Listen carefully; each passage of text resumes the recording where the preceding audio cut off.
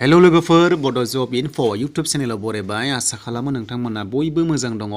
E-Shram card नोंथांमोना गोबां apply खालामबाय आरो खायसे खालामाखै जाय नोंथांमोना एप्लाइ खालामदोंमोन जुदि नोंथांमोना मिस्टेक जादोंब्ला एबा नोंथांमोना कारेक्सन खालामनो सानदोंब्ला खालामनो हायो आपडेट खालामनो हायो बेखायनो लोगोफोर भिडिअखौ जोबजासिम नायलांदो बेनिफ्राय लाइक खालाम कमेन्ट खालाम आरो गोदानै फैदोंबा चेनेलाव साबस्क्राइब खालामदो आरो दासिमबो जाय नोंथांमोना एप्लाइ खालामाखै खालामना ला सोलिगासिनो दङ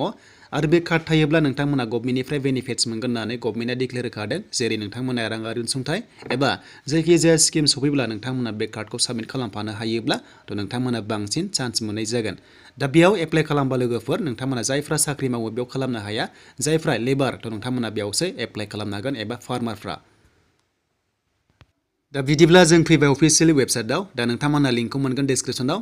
दासिमबो सोलिगासिनो दङ बेनो जाबाय डिपार्टमेन्टआ ministry of labour and employment थ' नोंथांमोना बे फैनानै एप्लाइ खालामनो हायो दा बेयाव नोंथांमोना एप्लाइ खालामबा मा नांगौ बेनो जाबाय आधार कार्ड नाम्बारजों मबाइल नाम्बारजों लिंक थानाय जाथारनांगोन बेयाव नोंथांमोना मबाइल नाम्बारखौ होनांगोन बेनिफ्राय नोंथांमोना OTP थांगोन आरो बे OTPखौ होनाय लोगो लोगो नोंथांमोना लगइन खालामनानै एप्लाइ खालामनो हायो दा नांगौआ जाबाय बेंक एकाउन्ट डिटेल्स नांगोन लोगोफोर नोंथांमोना बेखौ होनांगोन बेनिफ्राय बैसोआ 16 निफ्राय 59 इयार्ससिम बे कार्डखौ नोंथांमोना एप्लाइ खालामनानै लानो हागोन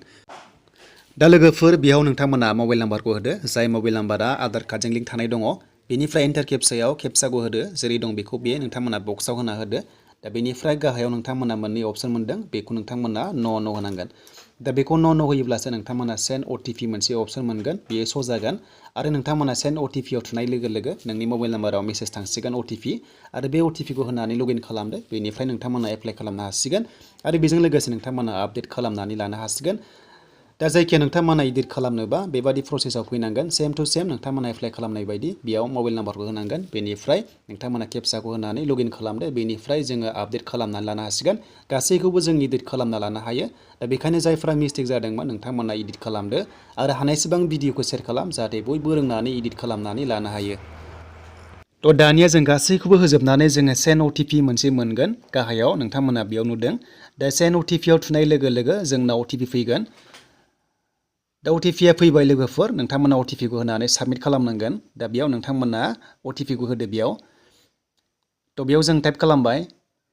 बेनिफ्राय जों साबमिटआव थुना होदो दा साबमिटआव थुनाय लोगो लोगो जोंहा आधार कार्ड नाम्बारजों होफिननांसिगोन जाय नोंथांमोना आधार कार्डजों एप्लाइ खालामदोंमोन बेयाव नोंथांमोना आधार कार्ड नाम्बारखौ बेयाव होनांगोन दा नोंथांमोना आधार कार्ड नाम्बारखौ होनानै आइ एग्रि मोनदों नोंथांमोना बक्सआव टिक मार्क होनांगोन अब्लासो जोङो नेक्स्ट प्रसेसआव थांनो हायो दा बिदिब्ला जों बेयाव टाइप खालामबाय आधार कार्ड नाम्बारखौ दा खालामनाय लोगो लोगो नोंथांमोना साबमिट मोनसे मोनदों अपसन बेयाव थुदो दा बेयाव थुनाय लोगो लोगो जोंहा प्रफाइला गेवना फैबाय दा बेयाव नोंनि नेम श' जागोन दा नोंथांमोना मोनदों वेलकाम बिनिफ्राय आपडेट प्रफाइल आरो मोनसेया जाबाय डाउनलड दा नोंथांमोना कार्डखौ डाउनलड खालामनो हायो बाट नोंथांमोना जुदि मिस्टेक जादोंब्ला एडिट खालामनोब्ला थ' नोंथांमोना आपडेट प्रफाइलाव थुना हो दा नोंथांमोना आपडेट प्रफाइलाव थुनाय लोगो लोगो गोबां अपसन मोनगोन जेरै एड्रेस एडुकेसन बेनिफ्राय बेंक एकाउन्ट डिटेल्स थ' नोंथांमोना जायखौ मिस्टेक जादोंमोन बेखौ नोंथांमोना एडिट खालामना लानो हानायनि अपसन बेयाव दङ दा नायदो लोगोफोर पार्सनेल इनफरमेसन दङ बेनिफ्राय एड्रेस दङ एडुकेसन दङ बेनिफ्राय अकुपेसन दङ नोंहा मायाव जादों बेखौ जों नायनो हायो दा बेनिफ्राय जों प्रिभिउ थ' नोंथांमोना प्रिभिउ प्रफाइलाव थुनाय लोगो लोगो नोङो मा फिलआप खालामदोंमोन गासैबो डिटेल्सआ बेयावनो ओंखारजोबो दा बेयाव नायदो लोगोफोर गासैबो ओंखारजोब्बाय नोङो मा फिलआप खालामदोंमोन बै समाव जों नायफिननो हायो बेनिफ्राय नोंथांमोना प्रिन्ट खालामनानै लानो हायो नैबे फर्मखौ दा बे जाबाय लोगोफोर बेनिफ्राय जों नेक्स्ट थांनानै जों जायखिजाया मोनसे जोङो एडिट खालामनाय दिन्थिगोन जायखिजाया थ' नोंथांमोना बेयाव थ' नोंथांमोना बेक थांबानो जाबाय आरो जायफ्रा प्रिभिउ नायदोंमोन थ' नोंथांमोना बेक थांबानो जाबाय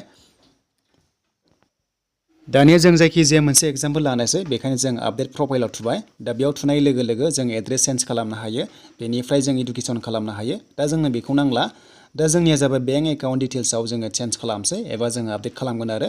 मानोना बै समाव हमना ला IFSC क'डआ चेन्ज जादोंमोन एबा मिस्टेक जादोंमोन दा बेखायनो जों बेयाव एडिट खालामदो दा नोंथांमोना बेयाव नायै टाइप खालामबानो जाबाय बेनिफ्राय गाहायाव मोनसे अपसन मोनदों आपडेट दा नोंथांमोना बे आपडेटआव होनाय लोगो लोगोनो जोङो बे एडिट खालामनाया साक्सेस जागोन एबा बियो चेन्ज जागोन स' बेखायनो जों गाहायाव नोंथांमोना टाइप खालामखाङोब्ला आपडेट थुना हो दा आपडेट थुनाय लोगो लोगो बियो आपडेट जागोन बेनिफ्राय बियो चेन्ज जागोन स' बेबायदि प्रसेसआव नोंथांमोना खालामनो हायो दा जायखिजाया नोंथांमोना मा मिस्टेक जादोंमोन बेयावनो खालामबानो जाबाय बेनिफ्राय लोगोफोर थ' नोंथांमोना सार्टिफिकेट आपल'ड खालामथारलायनाङा थ' आसा खालामो नोंथांमोना रोंबाय जानांगौ दा जायफोरा गोदानै फैदोंमोन चेनेलाव साबस्क्राइब खालामदो बड' जब इनफ' इउटुब चेनेलाव बेबायदि नोंथांमोना माखासे टेकनिकेल भिडिअ मोननो